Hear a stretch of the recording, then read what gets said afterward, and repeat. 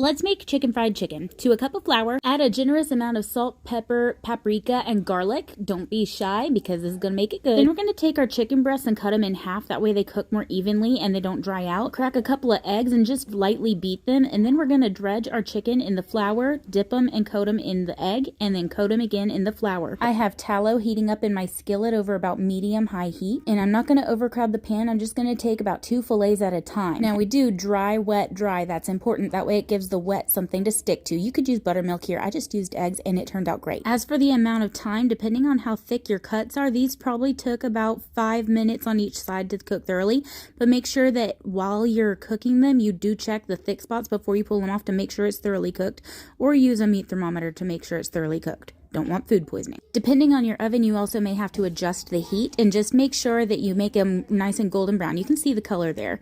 There's nothing too dark. That turned out really good the way that color is. And then you just repeat the process over again. You may need to add more flour. Don't forget to season the flour some more, and don't forget to keep the eggs going. I did have to add 2 more eggs. I also had to add more tallow and let it heat up. If you have to add more oil of your choice into the skillet, don't forget to let it heat up before you start cooking more of your chicken. And I probably should have layered the paper towels between the chickens, but it still turned out excellent, and keep it in the oven to keep it warm, just with the oven light on. Now we're going to make some gravy. I just took the excess grease out of my pan, cooled it down to low, and then I added about 1/3 of a cup of flour, and I made a roux. And then you very slowly add in milk. If you do this too fast, you're going to have lumpy gravy, and nobody likes lumpy gravy. Actually, some people probably do, but I don't. So very slowly add the milk, stir it, and then once I got to where I felt like I really should have just gotten out the whisk, I got out the whisk. Keep it on a low to medium low temperature because you don't want it to overcook and burn the bottom. This is very delicious on your potatoes and on the chicken fried chicken. The sides I made for this was mashed potatoes, corn, and we had a salad as well, and very, very good. I tried my hand at stirring the gravy and mashing the potatoes at the same time, and it was pretty hard, but I kind of got it. But regardless of whether or not you can do it, I would like to know if you try this, let me know how you liked it. Thanks for hanging out with me. Please leave me a food emoji in the comments.